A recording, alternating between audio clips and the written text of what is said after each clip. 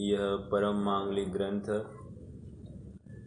द्रव्य संग्रह, बृहद द्रव्य संग्रह और इसकी 13वीं गाथा के तहत हम जीव गुणस्थान अथवा मार्गणा स्थान वाला नहीं है ये देख रहे हैं, या यूँ कहिए कि जीव गुणस्थान और मार्गणा स्थान वाला है। दो अपेक्षाएं है। जब हम कह रहे हैं कि जीव गुणस्थान और मार्गणा स्थान वाला है तो संसारथ इस बोल में बैठ जाएगा, लेकिन जीव गुणस्थान या मार्गणा स्थान वाला नहीं है तो स्वभाव की अपेक्षा यहाँ पर कोई जीव में गुणस्थान या मार्गणा स्थान नहीं पाया जाता है। इस अपेक्षा से ये चर्चा आ गई। हम विगत 2 सत्रों में हमने करण परिणाम को समझने का यत्न किया और हमने अपूर्वकरण के विषय में हम प्रवेश कर आए हैं कि अपूर्वकरण में होता क्या है ये हमने समझा। और अब अपूर्वकरण के 4 आवश्यकों की चर्चा चल रही है, जिसमें पहला आवश्यक गुण श्रेणी हो गया है। क्या होता है गुण श्रेणी में? तो अच्छा, पहले तो अपूर्वकरण का स्वरूप भी बता दूं। अपूर्वकरण में ऐसा होता है कि समान समयवर्ती जीवों के परिणाम कुछ समान कुछ असमान। ओके, समान समयवर्ती जीवों के परिणाम कुछ समान कुछ असमान, और असमान समयवर्ती जीवों के परिणाम सर्वथा असमान। ओके, ये एक बात हो गई। दूसरी बात, हमने गुण संक्रमण की अपेक्षा, गुण श्रेणी की अपेक्षा हमने विचार किया। शब्दशः अगर हम विचार करते उस गुण श्रेणी का, तो वहाँ पर श्रेणी मतलब पंक्ति, एक पंक्ति में सब कार्य हो रहा है, और गुण मतलब गुणाकार रूप से श्रेणी में पुद्गल परमाणुओं को दिया जा रहा है, इसलिए गुण श्रेणी कह रहे हैं। और ये गुण श्रेणी जब भी होती है तो नियम से वहाँ पर जीव की गुण श्रेणी निर्जरा होती ही रहती है। ओके, गुण श्रेणी निर्जरा होती रहती है। अब हम थोड़ा सा दूसरे आवश्यक की तरफ बढ़ते हैं। दूसरा आवश्यक है गुण संक्रमण। क्या है? गुण संक्रमण। पहला क्या था? गुण श्रेणी। अब दूसरा क्या है? गुण संक्रमण। संक्रमण मतलब क्या? चेंज होना, मिक्सिंग होना। हम कहते हैं ना कि संकरित, आजकल जितने भी, जिसको हम इंग्लिश में हाइब्रिड कहते हैं, उसी को यहाँ पर संक्रमित ऐसा कहा जा रहा है। तो संक्रमित मतलब क्या? यहाँ पर कोई मिलावट हो गया है। अब क्या मिलावट हो गया है समझते हैं। हाँ भैया बोलिए। नहीं, कोई बात नहीं। मिलावट क्या हो गई है वो थोड़ी सी आप समझेंगे। और एक बात समझनी है, ये गुण संक्रमण है और किसमें हो रहा है? अपूर्वकरण का आवश्यक है ये। अर्थात जहाँ जहाँ अपूर्वकरण होगा वहाँ वहाँ कोई न कोई गुण संक्रमण होगा, मतलब कोई न कोई कर्म प्रकृति का संक्रमित होना निश्चित है। अब क्या संक्रमित हो रहा है ये थोड़ा सा समझते हैं। वैसे आपके ज्ञान के लिए बताऊं कि संक्रमण वैसे 4 प्रकार के होते हैं। आपने सुने होंगे, नहीं सुने होंगे मुझे नहीं मालूम, लेकिन जानकारी के लिए बताऊं। एक होता है द्रव्य संक्रमण, एक होता है क्षेत्र संक्रमण, एक होता है काल संक्रमण, और एक होता है भाव संक्रमण। यहाँ पर अब हम जो चर्चा करने वाले हैं किसी अपेक्षा से गुण संक्रमण। गुण संक्रमण मतलब क्या? ये द्रव्यों की अपेक्षा ही संक्रमण यहाँ पर पाया जाएगा। ठीक है। वैसे काल संक्रमण मतलब क्या होगा? काल संक्रमण, हाँ, काल संक्रमण मतलब क्या हो सकता है? जस्ट एक अंदाज से कोई बोल। काल का मतलब जैसे अवसर के लिए नहीं कुछ सिर्फ ही नहीं है नहीं ऐसा, नहीं नहीं नहीं दिन रात ऐसा। नहीं नहीं नहीं। ये उत्तरायण दक्षिणायन वगैरह होता है। अरे नहीं नहीं नहीं नहीं। का आकर्षण। हाँ, बहुत अच्छा। स्थिति का अपकर्षण उत्कर्षण होना, इसी को संक्रमण कह रहे हैं। थोड़ा सा आप विषय के साथ जुड़े। वो काल का मतलब हमको उस पर्टिकुलर उत्तरायण दक्षिणायन या ये जो हमारे काल परिवर्तन होते उसके रिलेटेड कोई बात नहीं थी। ये अपकर्षण उत्कर्षण की अपेक्षा चर्चा थी। चलिए, कोई बात नहीं। गुण संक्रमण की चर्चा करनी है। गुण संक्रमण मतलब क्या, यहाँ पर क्या होने वाला है ये समझते हैं कि जो कोई अब चूंकि जीव आत्मसन्मुख परिणाम कर रहा है, उसकी निरंतर तत्व की चिंतन धारा कहो या मन के माध्यम से उसका उपयोग निरंतर शुद्धात्मा के तरफ ही लगा है। तो ज्ञान की अपेक्षा अगर देखते तो शुद्धो मतलब वहाँ पर ज्ञान उपयोग मतलब आत्मा के तरफ ही उसकी सारी परिणति झुकी हुई है। ऐसा होते हुए भी चारित्र में या फिर श्रद्धान में अभी तक वहाँ पर अपनत्व नहीं हुआ है। किसकी बात चल रही है? प्रथमोपशम वाले की अपेक्षा बात चल रही हो। अगर दूसरे कोई है तो अपने आप वो तो अब जुड़ गया है। मैं फिर से बोलता हूँ, यदि कोई जीव प्रथमोपशम सम्यक्त्व कर रहा है तो अभी तक उसको अपूर्वकरण परिणाम में आते हुए भी उसको अभी भी सम्यक्त्व नहीं हुआ है। ओके, यद्यपि उसकी दृष्टि तो अब आत्मा के सन्मुख ही है, लेकिन अभी तक उसको जो आनंद है या फिर वहां पर मिथ्यात्व प्रकृति का उदय अभी भी दिखाई दे रहा है, इस अपेक्षा से आनंद नहीं हो रहा है या मिथ्यात्व का उदय अभी भी होने की वजह से उसको अभी तक सम्यक तो हुआ नहीं है। ठीक है, अब थोड़ी सी और बात करनी है। लेकिन यदि प्रथमोपशम को छोड़कर ये अनंतानुबंधी की विसंयोजना करे या दर्शन मोह की क्षपना करे या श्रेणी पर आरोहण करना है अर्थात उपशम श्रेणी चढ़ना है या क्षपक श्रेणी चढ़ना है, तो वहां पर तो अपूर्वकरण में तो ये आत्मसन्मुख परिणाम है, वहां पर आत्मा के बाहर नहीं है।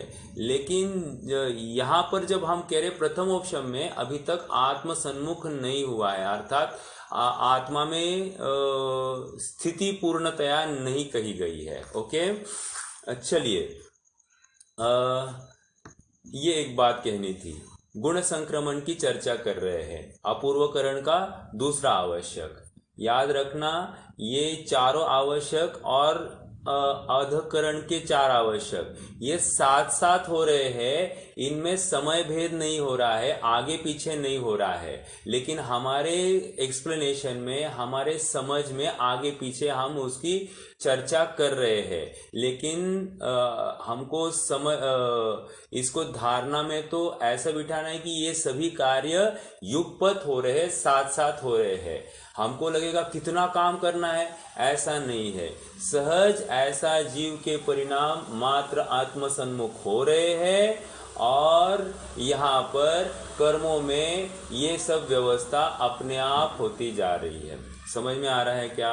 तो इन अ नटशेल समझने की बात इतनी है कि हमको तो जीव को तो मात्र अपने आत्मा का विकल्प करना भी छोड़ देना है। शुरू में तो विकल्प करेगा और एक बार उसी में लीन हो जाएगा तो बाकी उसको और कुछ नहीं करना है, उसी में जमना रमना है, उसी का आनंद का भोग करना है और बाकी जो कुछ होना है कर्मों में अपने आप होते रहेगा। उसका भार अपने माथे नहीं है, वो उसका भार सब कर्म प्रकृतियों को वो कॉन्ट्रैक्ट दे दिया गया है। ओके, हमारा काम मात्र अपने स्वरूप में स्थिर होना, उसमें ही जमना रमना है। ठीक है, बहुत सरल कार्य है। उसमें ये इतना थियोरी पढ़कर हमको लगेगा अरे इतना करना है, मुझे गुण संक्रमण भी करना पड़ेगा, मुझे गुण श्रेणी भी करनी पड़ेगी। नहीं, ये हमारे माथे का भार नहीं है। ठीक है, लेकिन मेरे परिणाम जब इतने उत्कृष्ट होते हैं तो कर्मों में क्या अवस्था होती है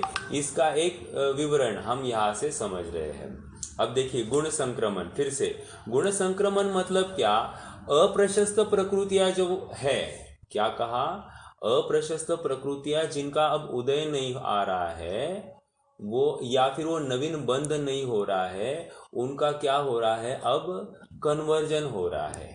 कन्वर्जन हो रहा है मतलब वो कह रहे स्वजाति सजाति रूप उनका कन्वर्जन हो रहा है, संक्रमण हो रहा है ना। संक्रमण मतलब क्या, जैसे जैसे कोई पुण्य प्रकृति है, कोई पाप प्रकृति है, उसका पुण्य प्रकृति रूप कन्वर्जन होना, क्या हो गया, इसको संक्रमण कह दिया। ओके, और थोड़ा सा समझाओ, हमारे एकदम डेली हमारी भाषा में मेरे असाता का उदय है, ऐसा बिल्कुल हम कहते हैं। तो जब असाता का उदय है, असाता का साता रूप कन्वर्जन होना, इसको गुण संक्रमण कहेंगे। समझ में आ रहा है क्या, बहुत इजी बात है। ओके, तो गुण संक्रमण इज नथिंग बट सजाति रूप उन प्रकृतियों का कन्वर्जन हो जाना। और याद रखना, अप्रशस्त का ही कन्वर्जन होता है, प्रशस्त का तो होने का सवाल नहीं, क्योंकि जीव तो शुद्ध उपयोग कर रहा है तो प्रशस्त तो रहेगी ही रहेगी, लेकिन अप्रशस्त का प्रशस्त रूप कन्वर्जन होगा। देखो और एक बार ये बात सिद्ध हो रही है कि जैसे जैसे भूमिका बढ़ती है, पाप का उदय घटते जाता है, क्योंकि सत्ता में है ही नहीं तो उदय में काय का आएगा। समझ में आ रहा है, और इसलिए हम बार बार कहते हैं ना, मुनिराज के ऊपर उपसर्ग हो रहा है, बेचारे बेचारे, ये ऐसी बात नहीं है। देखो कितनी जबरदस्त बात है, सहज ही यहाँ पर उदय ऐसा खराब आता ही नहीं है, क्योंकि पाप उस जाति का बचा ही नहीं है। समझ में आ रहा है। गुण संक्रमण, तो गुण संक्रमण मतलब क्या, सजाति रूप प्रकृति रूप कन्वर्जन होना, उसको गुण संक्रमण कह रहे हैं। ओके देखो अब थोड़ा सा और समझेंगे भैया। हाँ बोलिए ना। रूप यानी क्या आएगा यहाँ पे, क्या कहा, सजातीय रूप यानी हाँ कैसा, समझाता हूँ। देखिए जैसे एक एग्जाम्पल लेते हैं, जैसे स्पर्शादि 20 प्रकृतियां हैं, वे पाप प्रकृतियां भी मानी है और पुण्य प्रकृतियां भी मानी है। तो क्या कह रहे हैं कि वे जो पाप वाली थी ना, वे ही अब पुण्य रूप हो गई। समझ में आ रहा है क्या, जैसे अशुभ स्पर्श, अब वही अशुभ स्पर्श क्या होने वाला है, शुभ स्पर्श होने वाला है। अशुभ रस वही अब शुभ रस रूप होने वाला है। तो ये मैंने स्पर्शादि 20 पर घटित करके बताई। और थोड़ा समझाता हूं, जैसे दुस्वर नामक नाम कर्म है, ये अशुभ प्रकृति है, वो कैसे रूप कन्वर्ट हो जाएगी, सुस्वर नामक नाम कर्म, मतलब सजातीय, उसका जो जोड़ा है नाम कर्म में ही उसका जो जोड़ा है उस रूप कन्वर्ट हो जाएगी। या फिर बहुत अच्छा, साता असाता, मतलब असाता जो है वो तो वेदनीय की बात है। एक तो नाम कर्म की हमने चर्चा की, ये आपने रोहित भैया ने जैसे बताया वेदनीय कर्म की। असाता अप्रशस्त प्रकृति है और साता यह प्रशस्त प्रकृति है। तो सजातीय है ना, तो असाता वाली साता रूप कन्वर्ट हो गई, तो इसको कह रहे सजाति रूप। और थोड़ा सा समझते हैं, जैसे हाँ बोलिए सुनील भैया बोलिए। पिछले बार पढ़े थे ना, तब लिखा था कि अनुदान बंदी का प्रत्यय कर्म कन्वर्जन होना। बिल्कुल आनंद, यस, मैं अभी उसी पॉइंट की तरफ आ रहा था। देखिए जैसे चारित्र मोह की प्रकृतियां होती है ना, तो चारित्र मोह की प्रकृति दर्शन मोह रूप कन्वर्ट नहीं होगी, ये सजाति नहीं। हालांकि दोनों मोहनीय कर्म है, लेकिन ऐसा होते हुए भी चारित्र मोह की लाइन अलग है और दर्शन मोह की लाइन अलग है। दर्शन मोह का सम्यक्त्व प्रकृति, सम्यक मिथ्यात्व प्रकृति और मिथ्यात्व प्रकृति, इनका आपस में संक्रमण हो सकता है, कन्वर्जन हो सकता है। या फिर चारित्र मोह की अनंतानुबंधी का अप्रत्याख्यान, प्रत्याख्यान, संज्वलन या फिर नौकषाय रूप कन्वर्जन हो सकता है। ओके, या फिर उनका फिर से अनंतानुबंधी रूप कन्वर्जन हो सकता है। तो कहने की बात क्या है, सजाति रूप ही कन्वर्जन होगा, विजाति रूप नहीं होगा। ओके, अपनी अपनी जाति रूप ही कन्वर्जन होता है। और एक बात समझना, प्रशस्त अप्रशस्त प्रकृतियां अगर आपको इन एकदम शॉर्ट में समझनी है तो इतना ही बताओ कि जितने भी घाती कर्म है ये सभी अप्रशस्त है। पहली बात, मतलब 47 प्रकृतियां तो अप्रशस्त हो गई। अब बची कितनी? बची मेरे ख्याल से 53, 53 है ना? हाँ,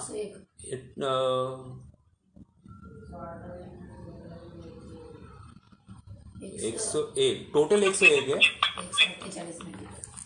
1 मिनट, अर्थात एक अशुभ आयु, एक अशुभ नामकरण 50 और नीच गोत्र 1, ऐसा 50 टाइम लिखता। हाँ जी,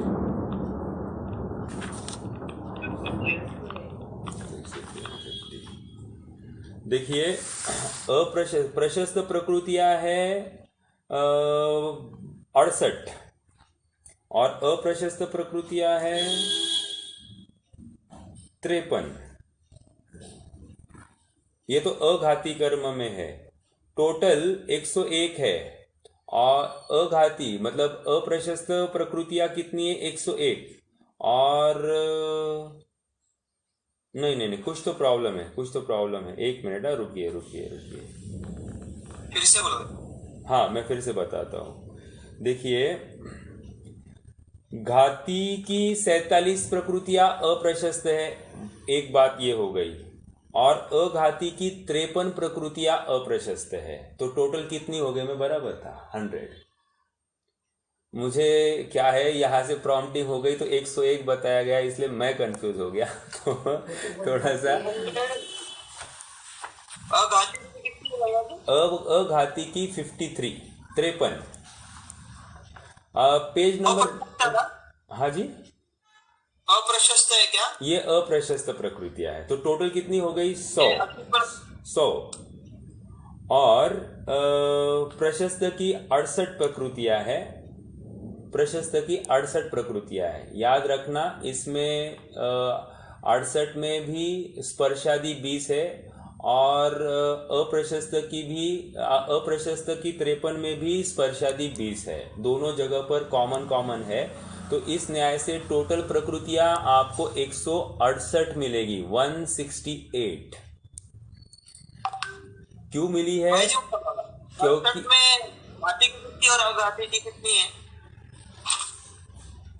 किसमें? 68 में। 68 में ना, 68 में ये जो है सभी अघाती की तो बता रहा हूँ, अघाती की। हाँ देखो, मैं फिर से बोलता हूँ, आप थोड़ा सा, या फिर पेज नंबर 38 पर आ जाइए भैया, इसी बुक में पेज नंबर 38 पर आ जाइए।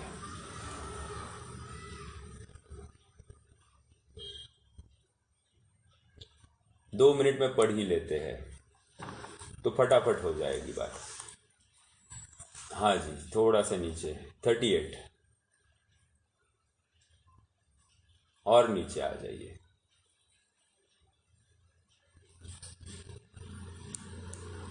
हाँ जी, देखो ये आपके सामने चिट्ठा है। इस तरह 148 प्रकृतियों में 68 प्रकृतियां प्रशस्त है। 148 में 68 प्रकृतियां प्रशस्त है, मतलब ये सभी अघाती संबंधी ही होगी प्रशस्त। सभी घाती कर्म अप्रशस्त होते हैं, ये बात याद रखना। ओके, तथा और घाती अघाती को मिलाकर, घाती के कितने हैं? 47। अघाती के कितने हैं? 53। तो टोटल कितने हो गए? 100। तो ये अप्रशस्त प्रकृतियां कितनी हो गई? 100। तो ये कह रहे हैं टोटल अभी 100 प्लस 68 कितने हो रहे हैं?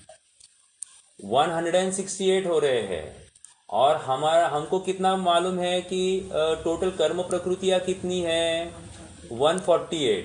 तो ये 20 एक्स्ट्रा हो गई ना, तो 20 एक्स्ट्रा कौन सी हो गई? तो कहते हैं कि जो स्पर्श आदि 20 है, स्पर्श रस गंध वर्ण की 20 प्रकृतियां जो है दोनों जगह पर लगाई गई है।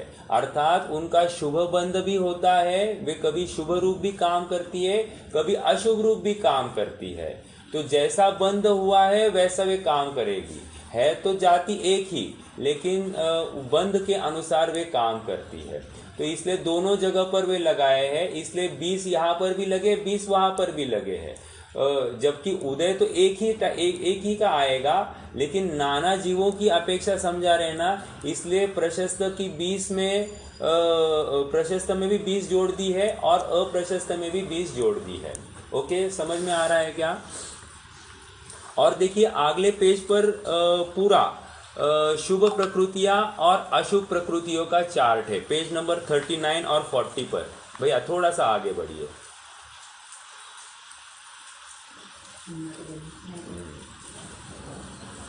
हाँ जी, देखिए ये सभी प्रशस्त और अप्रशस्त प्रकृतियों का चार्ट है। अब हम इसमें डिटेल में नहीं जाएंगे, आपके सबके पास में मैंने ये शेयर की है, आकाश भैया ने शेयर करी इनफैक्ट।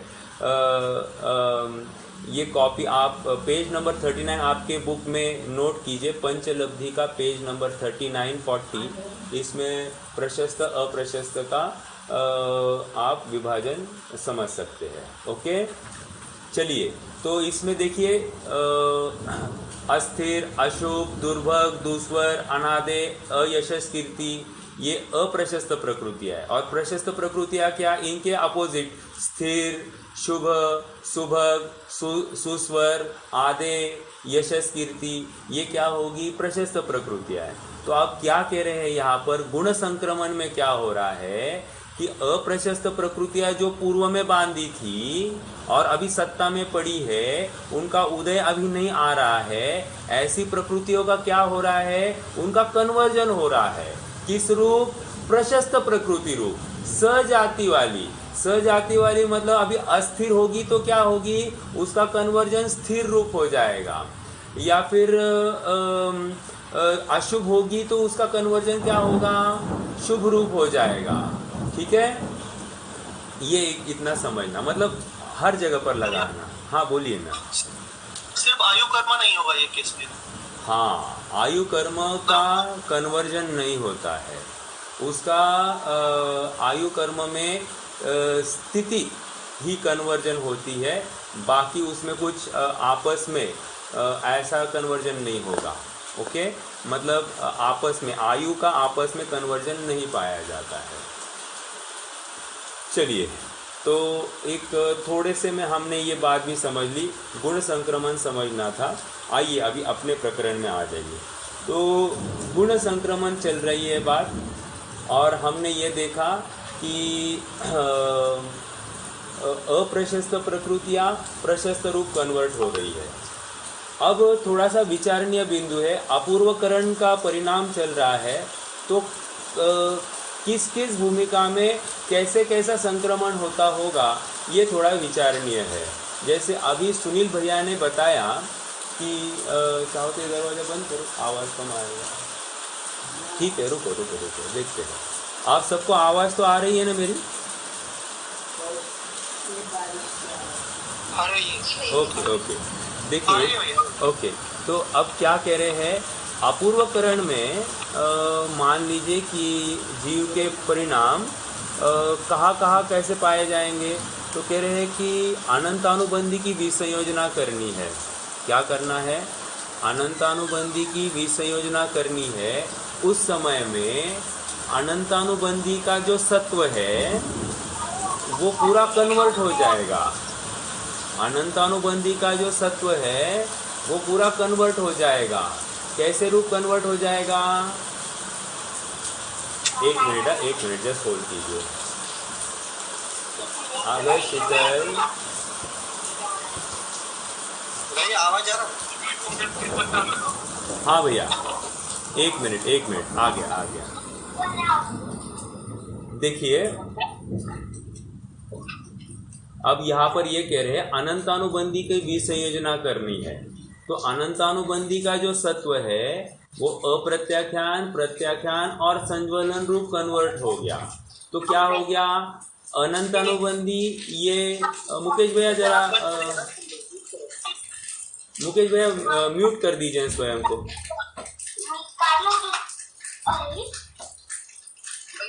हाँ बोलिए बोलिए। ये अनंतानुबंधी का इसमें संक्रमण हो रहा है अप्रत्याख्यान, वो तो घाती का घाती में हो रहा है ना, होने दीजिए ना। लेकिन अघाती जो है अनंतानुबंधी क्या है, ये अप्रत्याख्यान से ज़्यादा घातक है कि नहीं, उसकी वो अनंत संसार का कारण है। वैसे अप्रत्याख्यान प्रत्याख्यान क्या अनंत संसार का कारण है क्या, नहीं। इस अपेक्षा से उसको मतलब यूँ कहिए कि सजातीय प्रशस्त रूप कन्वर्ट हो रहे हैं। अनंतानुबंधी की अपेक्षा यहाँ पर सजातीय प्रशस्त रूप कन्वर्ट हो रहे हैं, ऐसे लगाना पड़ेगा। ओके, हाँ जी। घाती में 47 में सम्यक प्रकृति को भी कैसे प्रशस्त किया? हाँ जी देखो है किसका सत्व, वो दर्शन मोह का सत्व है।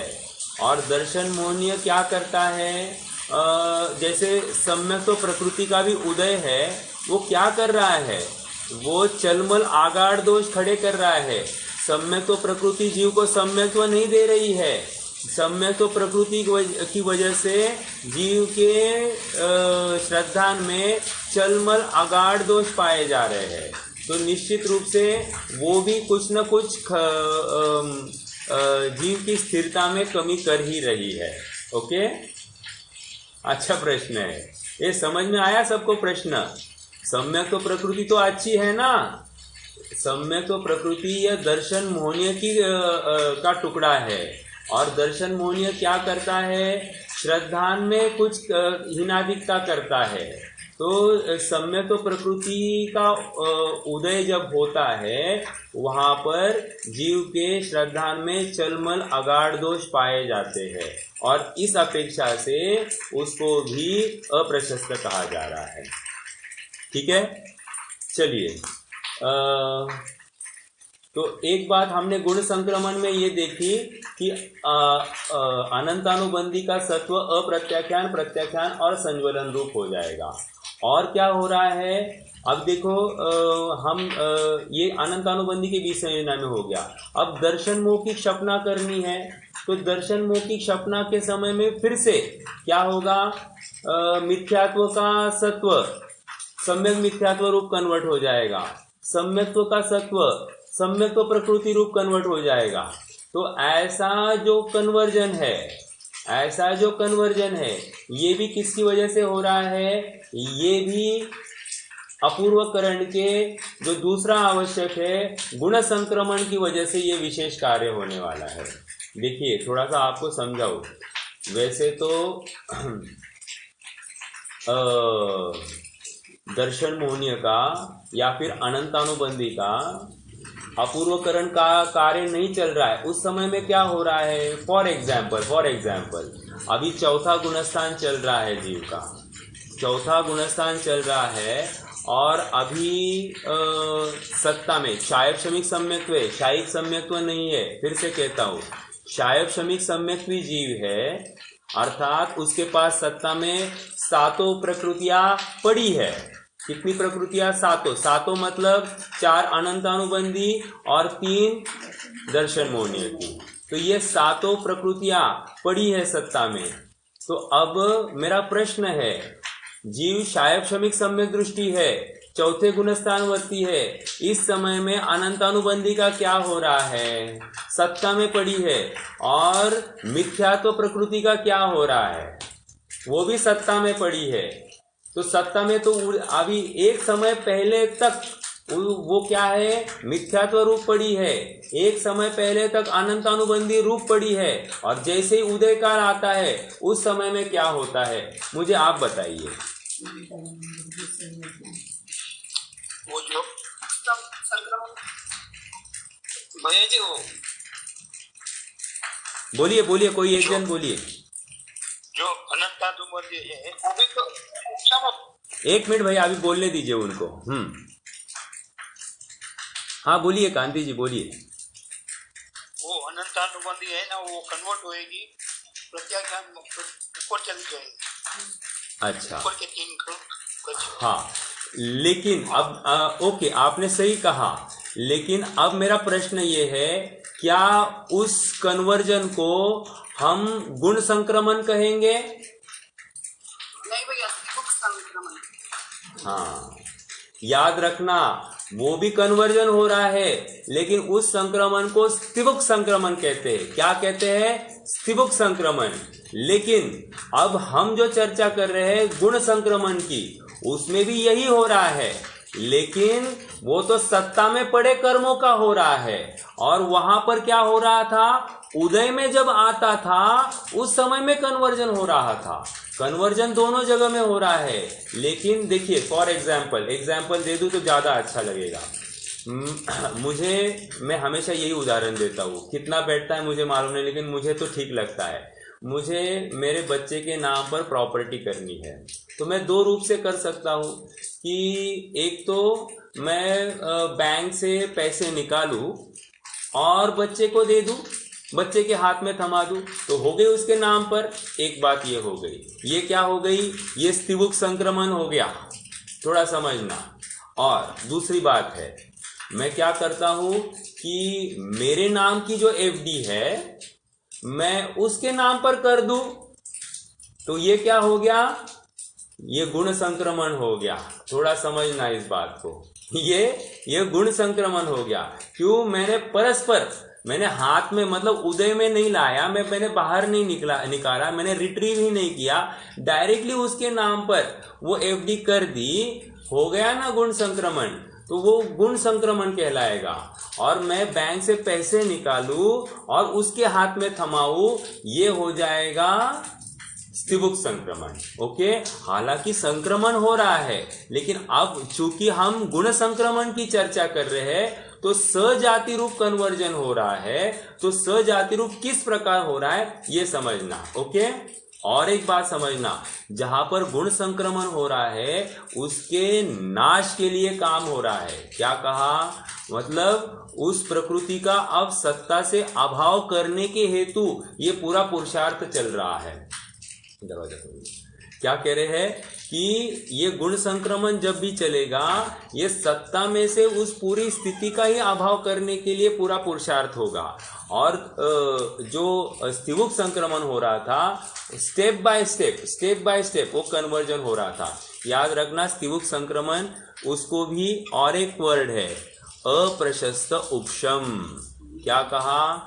अप्रशस्त उपशम, ये भी उसका शब्द है। अर्थात अनंतानुबंधी जब उदय में आएगी, वो अप्रत्याख्यान, प्रत्याख्यान और संज्वलन रूप कन्वर्ट होकर उदय में आएगी, उसको अप्रशस्त उपशम कहते हैं। सेम थिंग, जब मिथ्यात्व प्रकृति है, सत्ता में पड़ी है मिथ्यात्व रूप, और जैसे ही उदय में आएगी वो सम्यक्त्व रूप कन्वर्ट होकर आती है, तो उसको कह रहे हैं अप्रशस्त उपशम।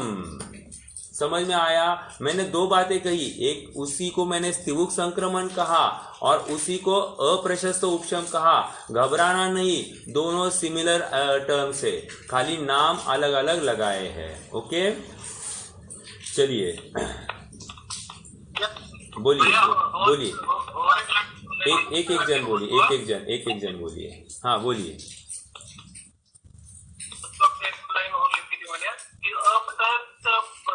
प्रकृतियों का बंध नहीं होता गुण संक्रमण में। हेलो, हाँ फिर से बताइए, आवाज नहीं आई भैया आपकी मुझे ठीक से। नहीं, लास्ट टाइम पढ़े थे ना हम, तब उसमें लिखा था गुण संक्रमण में बंध नहीं होता।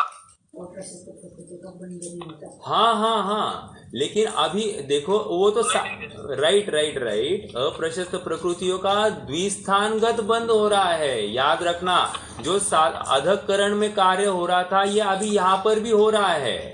देखो फिर से, मैंने एक पॉइंट बोला था, आपका ध्यान गया था, मुझे मालूम नहीं, फिर से रिपीट करता हूँ। जो अधःकरण का परिणाम होता है वो नवीन कर्मबंध संबंधी विशेषता वहां पर पाई जाती है, और अपूर्वकरण के परिणाम में नवीन कर्मबंध की तो बात चल ही रही है, साथ साथ पूर्व में जो कर्म बंधे थे, पूर्व जो स्थिति बनी है कर्मों की, उनकी भी अब कुछ उनमें भी गड़बड़ी चल रही है। तो ये काम अपूर्वकरण में हो रहा है। वो अधःकरण का कार्य तो अपूर्वकरण में हो ही रहा है, लेकिन ये भी हो रहा है। ठीक है, समझ में आया सुनील भैया?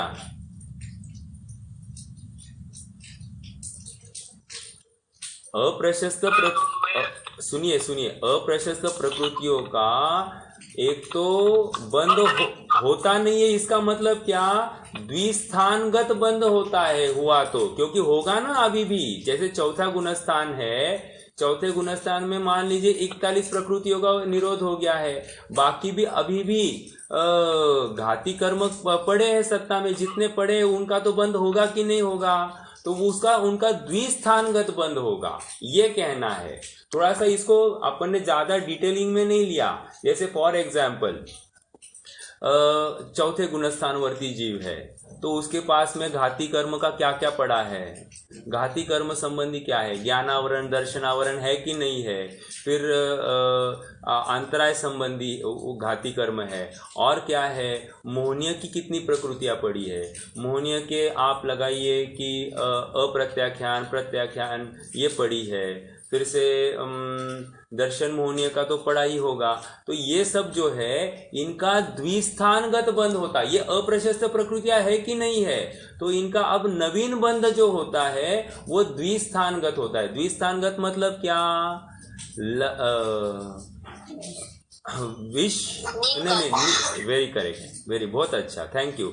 नीम और कांजीर रूप, नीम कांजीर विष हलाहल में से नीम और कांजीर रूप उनका बंद हो रहा है, विष और हलाहल वाला बंध नहीं होता है। ओके, और प्रशस्त प्रकृतियों का जो नवीन बंध हो रहा है ना, उनका चतुर्थानगत बंध होता है। चर्चा हुई थी कि नहीं हुई थी भैया? तो यही बात है। चलिए मुकेश भैया आपका प्रश्न बताइए।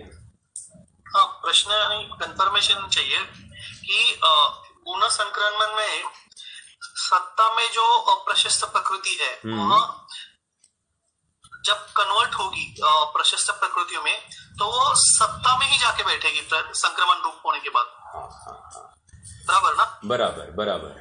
देखिए आप, मुझे लगता है कि आपको डाउट क्या है, मेरा ये सोचना है कि आपको लग रहा है या तो उनका निर्जरा हो रहा है क्या, ये कहना है कि आपको, आपके मन में ये शंका है क्या? हाँ, तो प्रशस्त प्रकृति उदय में नहीं आ रही है, वो सत्ता में जाके बैठ रही है। हाँ देखो, यहाँ पर उन्होंने एक स्पेसिफिक टर्म लगाई है कि जिन अप्रशस्त प्रकृतियों का उदय नहीं आ रहा है, पॉइंट नंबर 1, उनका क्या काम करना है, तो उनका कन्वर्जन होने वाला है प्रशस्त प्रकृति रूप, बस ये काम हो रहा है। और एक काम साइमल्टेनियसली चल रहा है, जैसे हम गुण श्रेणी पढ़ आए हैं, तो गुण श्रेणी में क्या होने वाला है, ऊपर की स्थिति वाले नीचे आ रहे, तो स्थिति तो कम हो ही रही है, तो ये भी होने वाला है। और आगे हम पढ़ने वाले हैं स्थिति कांडक घात, ये भी होने वाला है, और अनुभाग कांडक घात ये भी होने वाला। अब ये क्या है ये हम आगे बढ़ेंगे, लेकिन फॉर योर अंडरस्टैंडिंग इस पर्टिकुलर विषय को लेकर कि उनका खाली सजाति रूप कन्वर्जन हो रहा है, फिर वो सत्ता में ही रहेगी, हाँ सत्ता में ही रहेगी। ओके, इतना तो पक्का है। लेकिन सत्ता में क्या उनकी स्थिति कम ज्यादा होगी, इसका आंसर हमको आगे स्थिति कांडक घात में मिल जाएगा। और अगर हम अनुमान से लगाए तो उनकी स्थिति भी कम होती ही है, करनी ही पड़ती है, क्योंकि जीव के विशुद्ध परिणाम है ना, अपने आप स्थिति भी कम होने वाली है। ओके, तो ये होने वाला है। ठीक है, ओके। हाँ, और कोई प्रश्न है? नहीं, चलिए आगे बढ़ते हैं। हम गुण संक्रमण की चर्चा कर रहे थे और हमने देखा कि था। हाँ बोलिए। कौन कौन से गुणस्थान में होता है ये मुझे डाउट था थोड़ा। हाँ। गुण संक्रमण ठीक है, और ये आधा तरह। Okay okay okay. हाँ, तो रोहित भैया का प्रश्न ये है कि ये त्रिकरण हो रहे हैं, तो त्रिकरण हो रहे हैं तो मैं बार बार मेंटेन कर रहा हूँ कि अनंतानुबंधी का भी संयोजन होगा, तब जाकर वहाँ पर गुण संक्रमण होगा। फिर दर्शन मोह का की क्षपना करनी है तो वहाँ पर ये गुण संक्रमण होगा। या फिर हम प्रथमोपशम कर रहे हैं वहाँ पर भी गुण संक्रमण हो रहा है, या फिर जीव उपशम श्रेणी चढ़ने वाला है तो वहाँ पर भी गुण संक्रमण होगा, या फिर जीव शपक श्रेणी चढ़ने वाला है तो वहाँ पर भी गुण संक्रमण होगा। मैंने इतना बोल दिया। अब मैंने यहाँ पर हिंट्स भी दी है, अपन फिर भी यहाँ पर गुणस्थान भी देखते हैं। यदि जीव पहले गुणस्थान में है, क्या कहा, यदि जीव पहले गुणस्थान में है और ये पंचलब्धि पूर्वक प्रथमोपशम कर रहा है, पंचलब्धि पूर्वक त्रिकरण परिणाम में आ गया है, तो ये पहले गुणस्थान में गुण संक्रमण हो रहा है। Point number 1। रोहित भैया आपका प्रश्न का जवाब चल रहा है। दूसरी बात, अब मान लीजिए कि अनंतानुबंधी की विसंयोजना करनी है और दर्शन मोह की भी क्षपना करनी है। फिर से अनंतानुबंधी की भी संयोजना और दर्शन मोह की क्षपना करनी है, तो ये कब करेगा, तो ये चौथे से लेकर 7वें गुणस्थान तक कहीं भी कर सकता है, तो वहां पर फिर से गुण संक्रमण होगा। मतलब चौथे में होगा, 5वें में होगा या 7वें में होगा, छठे में नहीं होगा। ओके, छठे में नहीं होगा, चौथा, 5वां, 7वें में होगा। ओके, चलिए, तो ये दूसरा जो अनंतानुबंधी की वे संयोजना और दर्शन मोह की क्षपना। ओके, अब आगे चलिए। अभी उपशम ये श्रेणी उपशम श्रेणी चढ़ रहा है, तो उपशम श्रेणी चढ़ रहा है, अपूर्वकरण गुणस्थान में आ गया, 8वां गुणस्थान अपूर्वकरण गुणस्थान में आ गया, वहां पर गुण संक्रमण होगा। तो वहां से गुण संक्रमण चालू होगा, 90 में भी होने वाला है, क्यों, अनिवृत्तिकरण में भी फिर से गुण संक्रमण जो पहले अधकरण और अपूर्वकरण के परिणाम हो रहे थे वो अनिवृत्तिकरण में भी कंटिन्यू होने वाले हैं, तो वो चलने वाले हैं। तो अपूर्वकरण की जो बातें हो रही है वो अनिवृत्तिकरण में होने वाली है। तो इस न्याय से ये जो है गुण संक्रमण 8वें गुणस्थान में और 9वें गुणस्थान में पाया जा रहा है। ओके, और ये क्षपक श्रेणी की अपेक्षा भी 8वां, 9वां, 10वां गुणस्थान आप लगा लीजिए। 11वें, 12वें गुणस्थान में अब गुण संक्रमण नहीं होगा, क्यों, कार्य की सिद्धि हो गई है, जीव निर्मोही हो गया है, तो गुण संक्रमण क्यों करेगा, अब जरूरी नहीं रहा। ओके, तो यहाँ पर विशेष कार्य जो कुछ होना है ये इस 12वें गुणस्थान तक होगा, ऐसा समझना चाहिए। रोहित भाई आ गए उत्तर आपके? तो ये 11-12 गुणस्थान का नहीं समझा, 11-12 गुणस्थान नहीं समझा। देखिए, 11वां गुणस्थान उपशांत मोह है, राइट, और 12वां गुणस्थान क्षीण मोह है। तो गुण संक्रमण यहाँ पर विशेष चर्चा दर्शन मोहनीय के संक्रमण को लेकर अगर हम कर रहे हैं तो उसका कार्य हो गया है। 11वें में वो उसका यथाख्यात चारित्र प्रकट हो गया है। इस अपेक्षा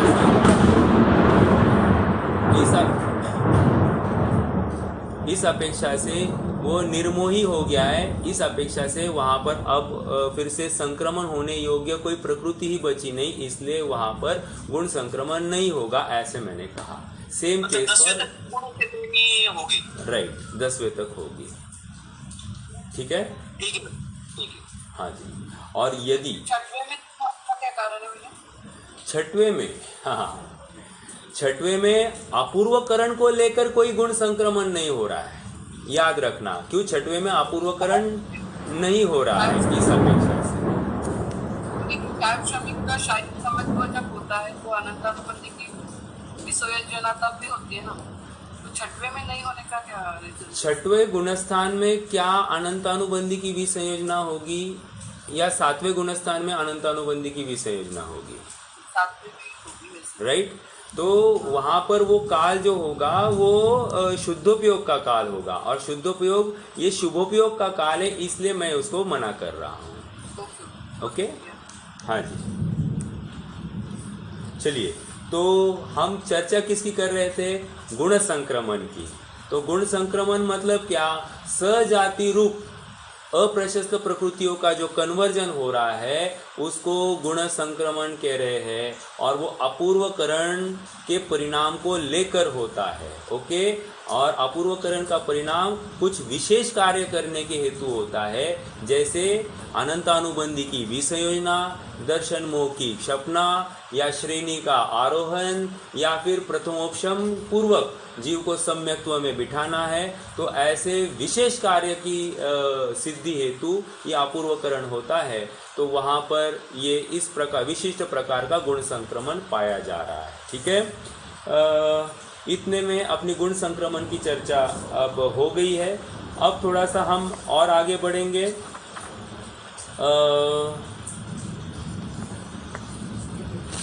स्थिति कांडक और अनुभाग कांडक घात की तरफ बढ़ते हैं। ओके, बहुत इजी है, एक 5 मिनट में इसको ख़त्म कर देंगे। स्थिति कांडक मतलब क्या?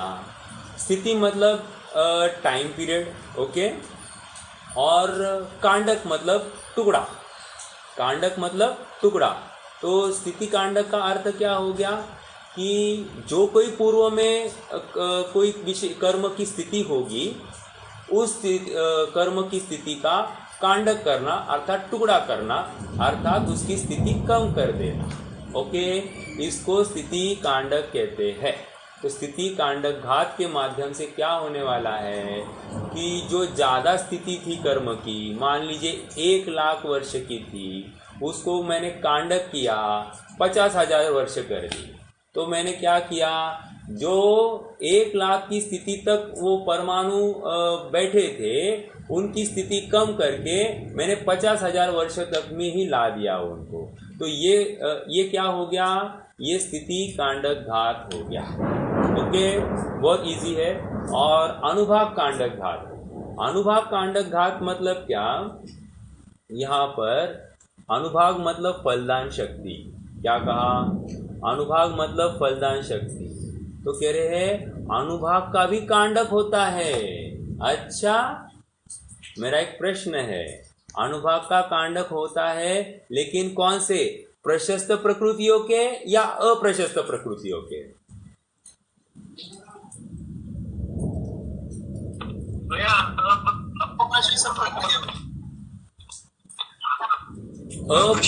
अप्रशस्त प्रकृतियों का ही अनुभाग कांडक होना चाहिए। क्यों?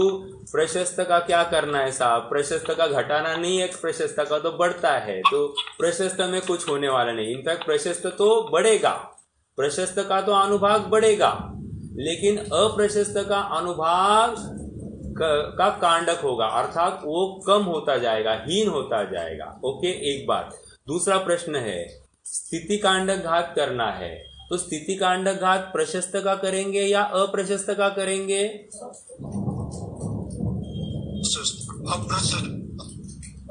सोच कर देना, सोच कर जवाब देना। दोनों का हो सकता है भैया। हो सकता है नहीं, होता ही है, होता ही है। तो देखो, स्थिति कांडक घात में प्रशस्त अप्रशस्त दोनों की स्थिति कम करना है, लेकिन अनुभाग कांडक घात में क्या कर रहे हैं? मात्र अप्रशस्त का अनुभाग कम हो रहा है। ओके, समझ रहा है क्या सबको? ठीक है, तो ये स्थिति कांडक घात और अनुभाग कांडक घात की चर्चा है। मैं कुछ देखता हूं, अगर कुछ बचा है तो मैं आपको, नहीं है, चलो मैं यहाँ से खाली टर्म्स पढ़ूं तो हमने यहाँ से ही पढ़ा, ऐसा हो जाएगा। स्थिति कांडक घात को पहले एक बार देखते हैं। स्थिति कांडक घात का पेज नंबर 134 है भैया, थोड़ा सा वहां पर ले लीजिए, एकदम नीचे। बस सत्ता में पड़े हुए कर्मों की स्थिति अर्थात स्थिति सत्व कांडक रूप से हीन होना स्थिति कांडक घात है। कांडक का अर्थ टुकड़ा, अनेक निषेकों के समूह को यहाँ कांडक कहते हैं, एक कांडक में अनेक समयों के जो निषेक है उनका अभाव होकर उनके सर्व परमाणु एक अंतर्मुहूर्त काल में नीचे के निषेकों में आ मिलते हैं। प्रायोग्यलब्धि के प्रकरण में भी हमने इसका स्वरूप देखा था। ठीक है, कोई बड़ी बात नहीं। चलिए बीच में आ जाइए, बराबर बीच में एक ही लाइन पढ़नी है। वहां पर स्थितिबंध, हाँ बराबर, स्थितिबंध अर्थात बनने वाले कर्मों की स्थिति, और स्थिति सत्व अर्थात सत्ता में पड़े हुए कर्म की स्थिति। यहाँ संख्यात 1000 स्थिति कांडक घात होते हैं। कितने हो गए? संख्यात 1000 स्थिति कांडक घात, मतलब 1 2 3 नहीं, संख्यात और उसमें 1000, मतलब हजारों स्थिति कांडक घात होते हैं। और एक स्थिति कांडक घात के लिए कितना समय लगता है? तेरे अंतर्मुहूर्त काल लगता है एक स्थिति कांडक घात के लिए। और ऐसे कितने हो रहे हैं? असंख्यात 1000 स्थिति कांडक घात हो रहे हैं। ओके, ये एक बात हो गई, ये विशेष बात हमने समझी। देखो और एक बात बताओ, अब अनुभाग कांडक घात, अनुभाग कांडक घात कितने होते होंगे? तेरे एक स्थिति कांडक घात में संख्यात 1000 अनुभाग कांडक घात होते हैं। क्या कहा? एक स्थिति कांडक घात में संख्यात 1000 अनुभाग कांडक घात होते हैं, अर्थात अनुभाग कांडक घात करने के लिए कम समय लगता है, स्थिति कांडक घात का समय ज्यादा होता है। ओके, ये समझ में लेना।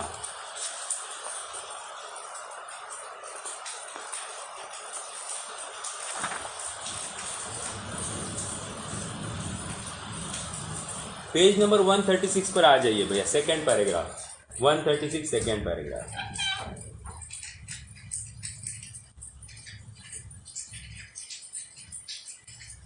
आपका प्रश्न था शायद मुकेश भैया, यही प्रश्न था। ये लाइट लाना जरा फटाफट। हाँ, यहाँ एक बात समझ लो कि ये सारे परमाणु सत्ता में ही रहते हैं। मुकेश भैया आपका आंसर, ऊपर के निषेकों में से नीचे के निषेक में आते हैं। नीचे के निषेक में परमाणु की संख्या बढ़ती चली जाती है। ओके, बढ़ती चली जाती मतलब क्या? गुण श्रेणी हो रही है। इन्होंने यहाँ पर वो शब्द नहीं यूज किया, लेकिन क्या हो रहा है? नीचे के निषेकों में परमाणु की संख्या बढ़ती चली गई, अर्थात गुण श्रेणी हो रही है। ओके, तो देखो साइमल्टेनियसली सब काम हो रहे हैं। मेरे यहाँ पर लाइट चली गई है तो शायद मेरा वीडियो दिखाई नहीं देता होगा, तो आप आवाज तो पकड़ रहे होंगे। तो अभी कर्णेंद्रिय का विशेष यहाँ पर उपयोग लगाना पड़ेगा। चलिए, तो ये एक बात हो गई। एक मिनट, ये चालू करें, मोबाइल लाओ ना, एक मिनट। हाँ जी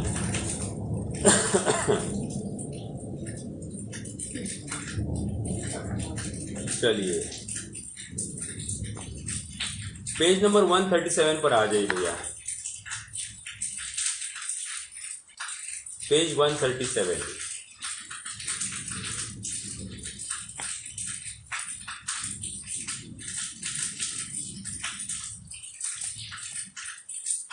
हाँ, बस एक बात ध्यान में रखो, अनुभाग कांडक घात में सातावेदनीय आदि प्रशस्त प्रकृतियों का अनुभाग कांडक घात नहीं होता, उल्टा प्रति समय उनका अनुभाग अनंत गुना बढ़ता जाता है। स्थिति कांडक घात द्वारा स्थिति तो प्रशस्त अप्रशस्त दोनों ही प्रकार की प्रकृतियों की घटती है। ओके, बात क्लियर हो रही है? आगे बढ़ते हैं।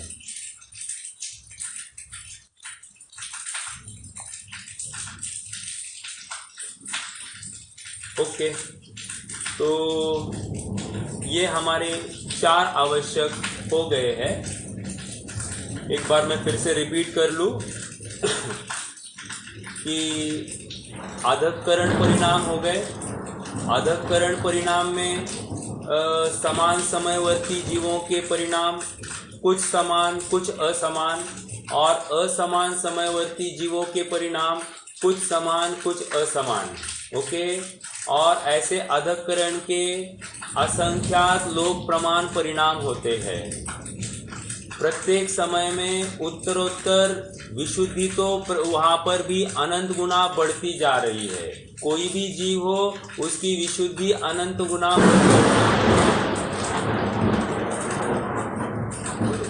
कोई भी जीव हो उसकी विशुद्धि अनंत गुना बढ़ती ही जा रही है।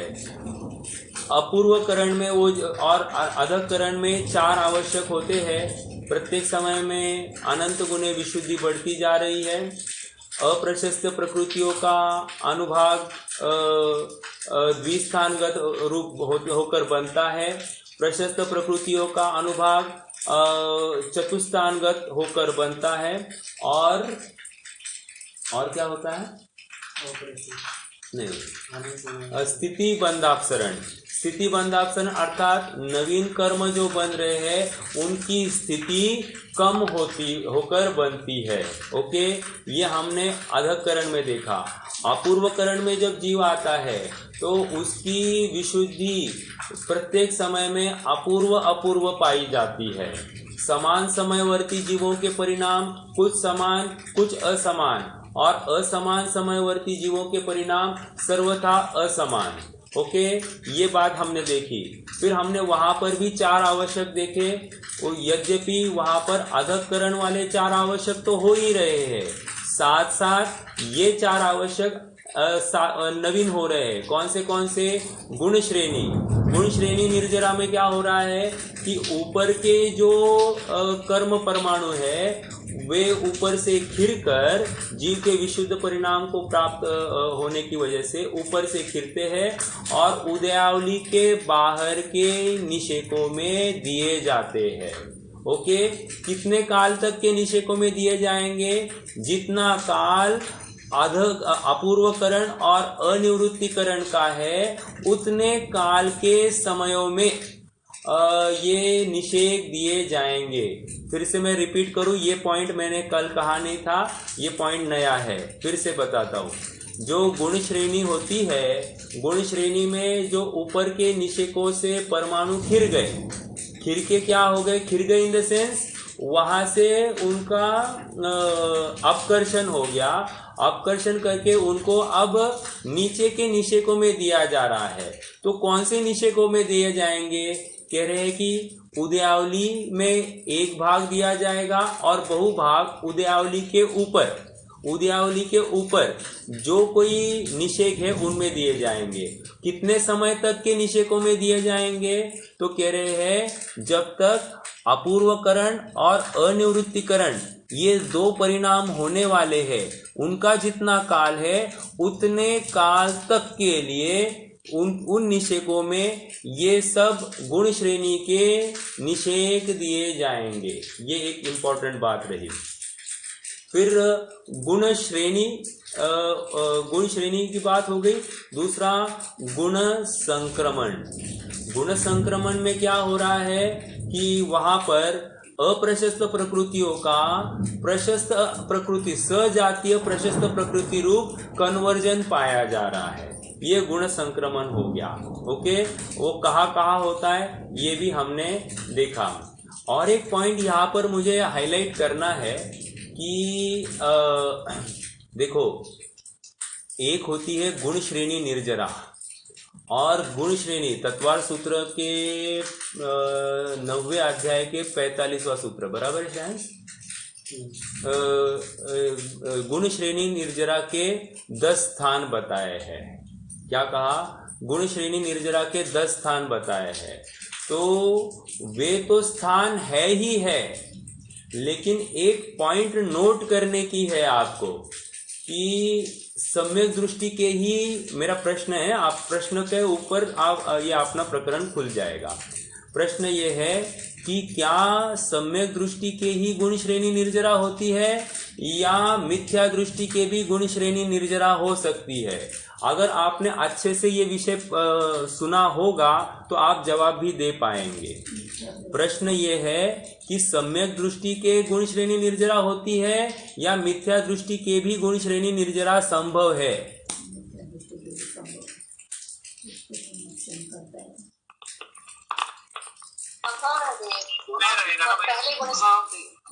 तो कब संभव है? प्रथम ऑप्शन सम्यक के पहले। प्रथम ऑप्शन सम्यक तो पहले, जब ये अपूर्व, हाँ, ये त्रिकरण जो परिणाम हो रहे हैं उसमें अपूर्वकरण के परिणाम और अनिवृत्तिकरण का परिणाम जब तक चलता रहता है तब तक तभी निरंतर गुण श्रेणी निर्जरा हो रही है, अर्थात वहां पर भी असंख्यात गुणी निर्जरा पाई जा रही है। ओके, तो ये भी एक पॉइंट आपके ज्ञान में होना चाहिए। यूजुअली सम्यक दृष्टि के होते हैं, लेकिन यहाँ पर मिथ्या दृष्टि का हम यहाँ से देख रहे हैं कि उसकी भी निर्जरा पाई जा रही है। ओके, तो ये एक बात हो गई। फिर तीसरा आवश्यक स्थिति कांडक घात। स्थिति कांडक घात में यहाँ पर कर्मों की स्थिति को कांडक द्वारा अर्थात विशेष विशुद्ध परिणाम द्वारा वहां पर कम किया जा रहा है। ओके, ये स्थिति कांडक घात है। और स्थिति कांडक घात कितने होते हैं? कह रहे हैं संख्यात 1000 स्थिति कांडक घात होते हैं। एक स्थिति कांडक घात के लिए अंतर्मूर्त काल लगता है। ओके, अब अंतर्मूर्त क्या लगाना है? देखो, ऑलरेडी अपूर्वकरण का काल अंतर्मूर्त, लेकिन वो अंतर्मूर्त किससे कम है? अधकरण से कम है। ओके, और उसमें भी अब अंतर्मूर्त और छोटा कोई अंतर्मूर्त होगा तो यथा योग्य अंतर्मूर्त लगाना, क्योंकि अंतर्मूर्त के भी असंख्यात भेद हो सकते हैं। ओके, चलिए, तो ये एक बात हो गई। अब हम अनुभाग कांडक घात में आते हैं। हाँ, और एक बात रही थी, वहां पर स्थिति कांडक घात ये प्रशस्त और अप्रशस्त दोनों प्रकृतियों में स्थिति कांडक घात होगा। ओके, और अनुभाग कांडक घात अर्थात वो कर्मों की फलदान शक्ति, तो यहाँ पर अप्रशस्त प्रकृतियों का अनुभाग घटाया जा रहा है, घटाया जाएगा, वो उत्तरोत्तर अनंत गुना हीन होता जाएगा और प्रशस्त प्रकृतियों का अनुभाग उत्तरोत्तर अनंत गुना ज्यादा होता दिखाई देगा। ओके, ये अनुभाग कांडक घात में ये आवश्यक हमने अपूर्वकरण का देख लिया। ये 4 आवश्यक अपूर्वकरण के हैं। अब अनिवृत्तिकरण बचा है और उसके बाद में अपने 3 करण के परिणाम पूर्ण हो जाएंगे। अपन कल इस विषय को आगे बढ़ाएंगे। कोई प्रश्न है, शंका है तो आप पूछ सकते हैं, नहीं तो फिर जिनवानी स्तुति करेंगे।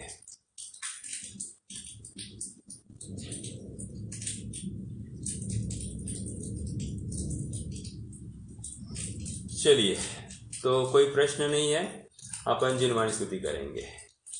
निज निधि निज में बताई, यह अनंत पर उपकार है। इसके लिए जिन वाणी माँ को वंदना शत बार है।